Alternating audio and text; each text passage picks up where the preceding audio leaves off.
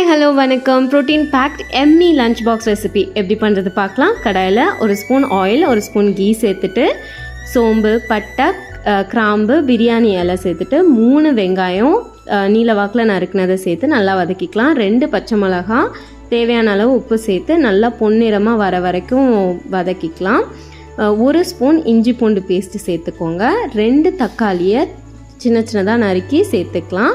1 teaspoon மிளகாய்த்தூள், அரை teaspoon மஞ்சத்தூள், 1 டீஸ்பூன் மல்லித்தூள், 1 டீஸ்பூன் பெப்பர் தூள் சேர்த்து நல்லா வதக்கிக்கலாம்.